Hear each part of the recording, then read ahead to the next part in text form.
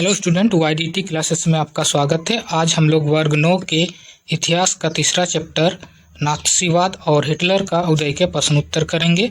यह पार्ट 3 है।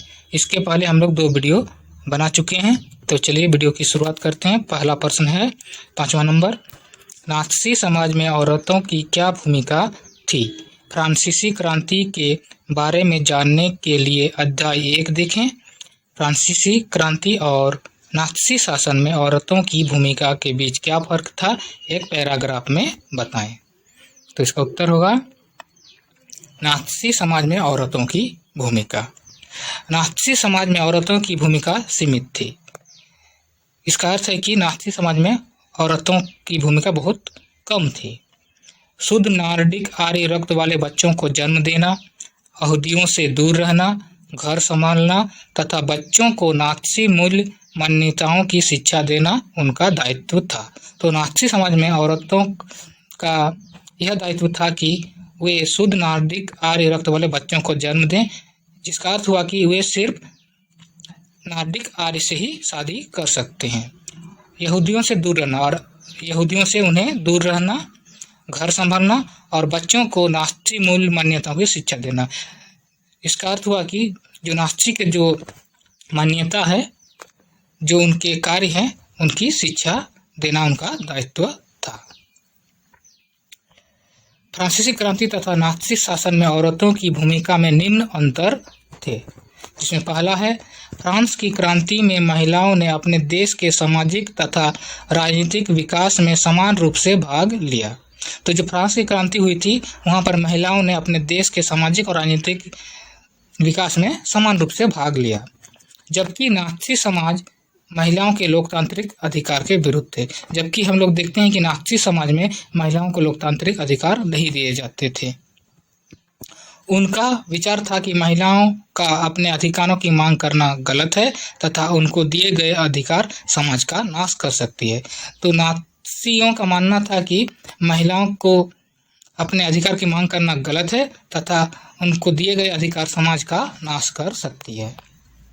दूसरा है, फ्रांस में अधिकतर महिलाओं को आजीविका के लिए पुरुषों के साथ मिलकर काम करना पड़ता था, जबकि नात्सी समाज में महिलाओं को पुरुष के साथ मिलकर काम करने की इजाज़त नहीं थी। तो फ्रांसिस में क्या देखा गया है कि महिलाओं को पुरुषों के साथ मिलकर काम करना पड़ता था, जबकि नात्सी समाज में महिलाओं को पुरुष के साथ काम करने की इजाज़त नहीं थी।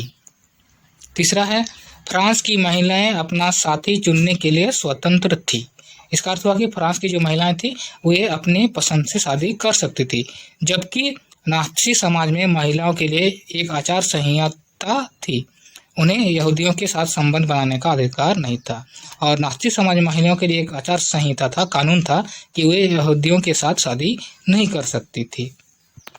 आचार संहिता का उल्लंघन करने पर औरतों को गंजा करके, मुंह पर कालिक पोतकर और उनके गले में तख्ती लटकाकर पूरे शहर में घुमाया जाता था। उस तख्ती पर लिखा होता था, मैंने राष्ट्र के सम्मान को मलिन किया है। तो अगर कोई भी उस आचार संहिता का उल्लंघन करता है, तो उस औरतों को गंजा करके और मुंह पर कालिक पोतकर और उनके गले पर एक तख्ती, एक पट्टा लटका दिया जाता था, जिसमें लिखा हुआ रहता था, मैंने राष्ट्र के सम्मान को मलिन किया है। अगला प्रश्न देखते हैं, 6वां नंबर, नात्सियों ने जनता पर पूरा नियंत्रण हासिल करने के लिए कौन कौन से तरीके अपनाए?